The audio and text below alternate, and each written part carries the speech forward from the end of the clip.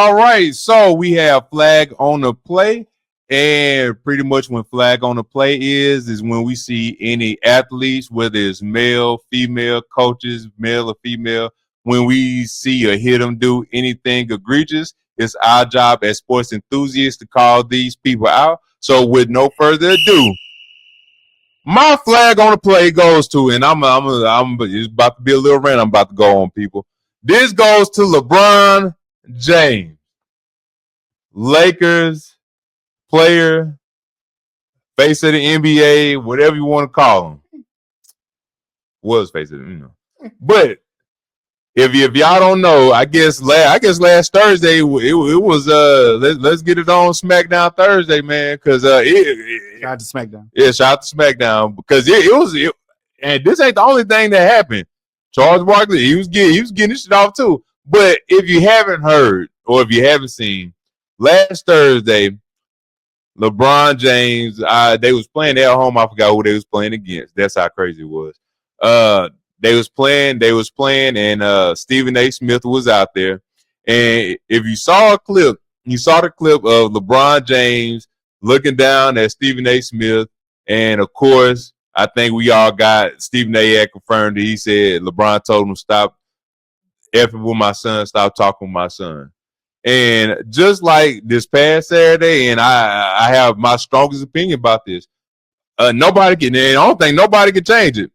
LeBron, I have to say, LeBron James, that was a weak move to do that to Stephen A. Smith. There was a plethora of ways that you could have went about it. There was many ways you could have went about that, but doing it on that main stage didn't do anything. Stephen A. Smith stood tall. I'm going to always support Stephen A. Smith. He never talked about anybody personally. It was always professionally. And everything that Stephen A. Smith had said prior to LeBron confronting him, everything that he said about his son, Bronny, was true. Everything that he said was true. He ain't say nothing. He ain't attack him personally. He just said everything about him professionally. He was the 55th pick. He got a chance to go play where he wanted to play, which is LA with his pops. He stayed at home. Well, we don't really know if he wanted to go there. Well, we don't really know if he wanted to go there and play. Anyway. I'm just saying. Okay, we don't. But anyway, back to that. But the way he went about it, and I don't like it. Ain't nobody above criticism. As me and you was growing up with our father and mama, they criticized us. And of course, when they criticized us, they was the best group. They was the best critiquers. Mother criticized us? Well, Daddy did 99% of that. But it helped us get better. And if you have somebody in your corner that can critique you and tell you, hey, you need to do this better, you need to do that better, give you praise when you give praise, that's all good because the world out there, it ain't like that. People are going to critique you the way they're going to critique you. And just the way Stephen A. was critiquing his game, it is what it is, bro. He ain't said nothing personal about it. And of course, all these other athletes that have kids or all these other parents that have kids, nobody's above criticism. It's just part of the game. It's part of the game. And I think, like I said, that was a weak move. He could have went about it many ways he wanted to. And then I'm hearing players trying to shun Stephen A. Smith out. Y'all just as irrelevant as the person Stephen A. Smith was talking about. So forget y'all too. Stephen A. Smith don't need none of y'all. He don't even need LeBron. To be honest with you, LeBron got maybe a couple more years left. But after this, man, nobody cares. Nobody's gonna care about him. And then when that's done, then we want to see if his son gonna be whatever. And then after the fact, if you want to approach anybody like that, it was a weak move on his part. It was a soft move on his part. Ain't nobody above criticism. That's male or female. It don't even matter. Don't get mad when people critique you and they not talking professionally. So it is what it is on that note. Real quick to the comments, Stephen A. Smith usually doesn't go personal unless it was Kyrie back in the day. And it's only because he knew Kyrie a little bit because of his pops or whatever. But you're not wrong, Chris. Right. By the way, shout out. What's up? Shout out. What up? What up? I'll say this. The thing I think you got to make sure you add context to is this. With Stephen A. talking about Bronny, it was not about how good or bad Bronny can be. Matter of fact, if I'm not mistaken, he tried to lift him up in a sense and say he has all the skill set. We didn't see it at USC, which was true because he got a heart condition that took him out the whole season where he averaged only 5 points and he didn't look effective when he was in a game. He looked like Omar Epps loving basketball when he got that injury at USC. Yes, sir. Actually, he was at USC. Yep. But the thing that the criticism came was when LeBron tweeted out on X, whatever you want to call it, my son better than half the people in the league. I agree. Talk to him. When it got personal. Yep. And that's when Stephen A. and others made the comment. Because as it stands, your son don't look better than half the people in the league. We were in the barbershop and people were sitting up there saying, well, when you sit up there and criticize Bronny about what he did in the pros, why we can't talk about what he did in the G League, which is the step-up league, and when he scores 30? Well, number one, they are probably all being told, if you don't pass in the ball, you ain't got a job, probably. Number two, it's probably being told, too, hey, he's scoring 30 in the G League. It's the G League. It's not the professionals. It's not the best of the best in the world in the NBA. No, nobody talks about the G League because it doesn't matter. They're working their way up to get to the NBA. Yes, sir. So to the people we talk to in the barbershop, like we said, nobody's talking about nobody in the G League because that's not what it's meant for. We're not talking about Bronny scoring 30 when he only scored 2 when he was in the professionals. We're not talking about how he looks undersized when he's on the court, how his skill set is almost like a 3-and-D player, which means you're not effective superstar, all-star level. Stephen A. was not wrong. Nobody else was. You started this. You got the criticism going on your son. Maybe if you wouldn't have said that about him being better than half the people, then nobody would have said anything. Then you try to recant it and come back and say, well, it ain't half, but his son. You should have still said that. Your son didn't prove anything in college. I'm sorry. I agree. He didn't. You exposed him to this. You got him to the league. Rightfully so. Nepotism and all. Nobody cares. You said your son was better, and when he got on the court, he was not. It is what it is, man. And with that being said, this is my flag. Hey, Chris, you know Omar. You already know. Facts. You already know. That's how his son look. Yep. That's how his son look. Yes, sir. All right, man. I almost got my flag on the play. Man. I got into a rant. Everybody. There's a couple of them that I had in my mind. I think I'm gonna just reference the thing from earlier. My flag on the play. Go Sabine's Garrett. How dare you? How dare you bring up all this mischief, mayhem, and wonder whether you're gonna actually be a Cleveland Brown because you want to be a winner, and you actually signed with them and double down, and you have a no trade clause in your contract. It's other flags on the play, but that would really irk me. Hey, there's other flags on the play. But that one for sure irked the mess out of me. Maybe we just do a flag on the play episode one. Yeah, man. But that wouldn't irk me because he was like, oh, I want to get traded. I want to be here no more. The owner basically showed you what he think of you when he said he wouldn't meet with you, go meet with the GM. And then you sign with them. Yeah, you got your money. Kudos to that. Nobody's mad about that. But when the no trade clause is in there, like, did they Miles Garrett blink twice? Yeah. If they did something to you, no trade clause out of Cleveland, like you put that in there, not the team. You did that. Yeah, you might go down being one of the best Browns ever, but blink twice if they did anything to you. Blink twice if you need help. Did they take you to Hollywood? No. Is this Morse code? I can't believe he doubled down with the no trade. Hey man, look, with all that money they giving you, look, you can go buy a ring. You'll go buy a ring. Money talk, man. Bullshit walk. Hey, look, they offer you the bag. No, let's keep it bad. They offer buddy the bag. You can't go buy a Super Bowl ring. Man, look, you can buy something close to it. You can go buy something close to it. How much was the deal? I guess that's what I use on Drake's side with the Tupac ring, huh? I don't care about that. I don't care about that ring. I don't care about a Tupac ring. No, man, I don't care about none of that. Hey. I don't care about that. Hey, be real though. Don't be playing like you would go buy a championship ring or something like that. You a competitor. If you don't win it, you ain't earned it. Yeah, but I'm still buying something. I don't care. It's 100. How much was it signed for? 100 mil? No, it's more than 100. Oh, more than 100. It's more than 100. Man, go keep getting them checks, man. Hey, look, and also he must love Cleveland. I told you I ain't tripping off him getting the checks. This fool doubled down and said he want a no trade clause. Yeah. They didn't put it in there. He did. Yeah, I don't know. Blink twice if you are in. Yeah, I don't know. Yeah, Miles. They no trade clause, bro. I don't know what you was thinking on that, dog. Hey, they must have slipped you something. I don't know what they did, bro, but you wildin'. Oh, Mickey, you're so fine. You blow by. Nah, you right. Facts is facts. Hey, facts. How you doing, Sade? What up, Sade?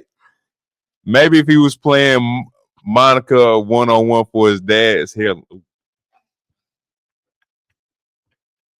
You know what? I ain't gonna say nothing about no hairline. No karma to come back on mine, boy. Hey, mine's cool right now. Mine's cool. That's why we growing the beard out, baby.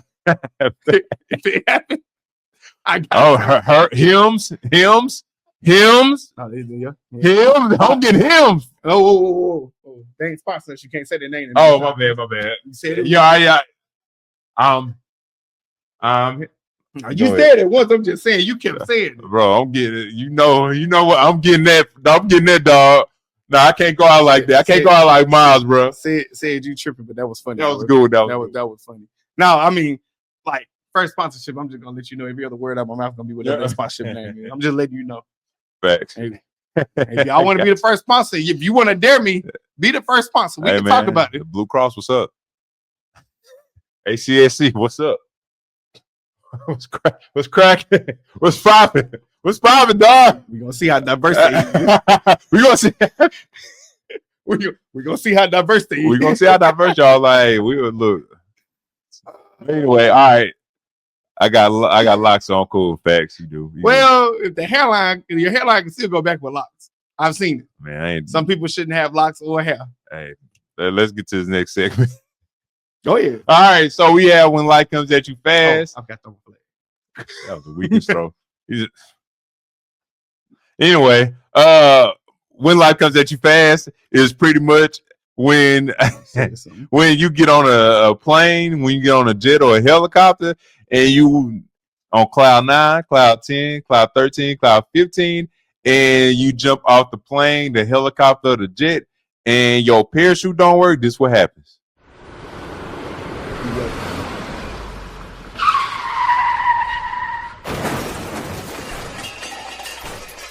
All right, so when life comes at you fast goes to none other than Kansas City wide receiver, just played in the Super Bowl. Yep, rookie. Well, not a rookie anymore, super sophomore, Xavier Worthy. Yep, he is in a long line of Kansas City players that has, committed some kind of assault or whatever and got arrested, unfortunately. But he got arrested Friday night out here in Texas. Because he choked a family member, allegedly. Good job. Appreciate it. Learn from the best. He choked a family member allegedly. And sir, why can't we all just get along? Why can't we all? That's what you gotta say. Why can't we all just get along?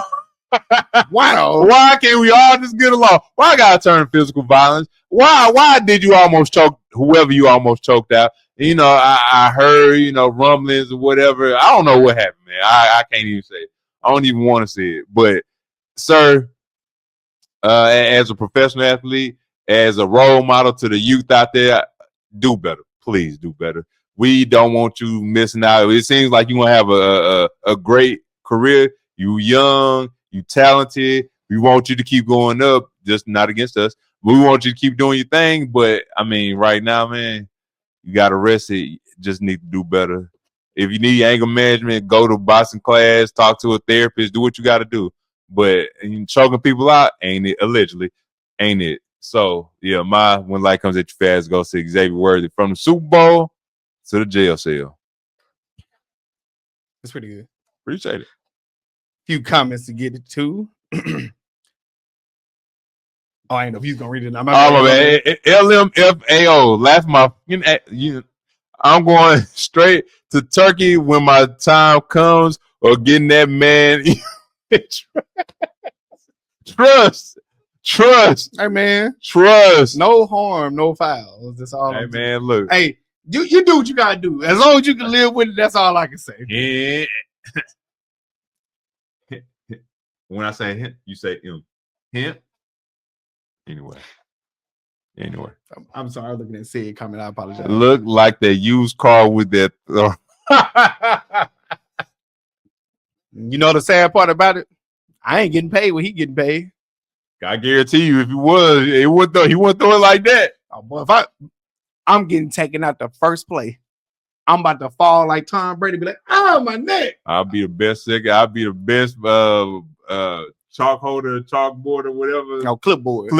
Boy, you never seen. Boy, I'll be in their face everywhere. I'm gonna come on here with a neck brace. That's how you know I'm serious. I'm coming with a neck brace. Your neck still hurt. It's been 3 years. Be like that, cuz. Yeah, be like that, dog. It be like that, dog. See me after hours though. Be like, that neck ain't working, huh? Huh? It ain't working, huh? Anyway, go ahead and get to this and we get to these picks. Ladies and gentlemen, we're at the next to last segment. My money shot. My money shot is something that I want you to remember, something that you cannot forget. Shall not forget when you hear it. If you hear it, shall you hear it one more time? Make sure you come back, play the whole episode again, because we're poor and we need the views. Well,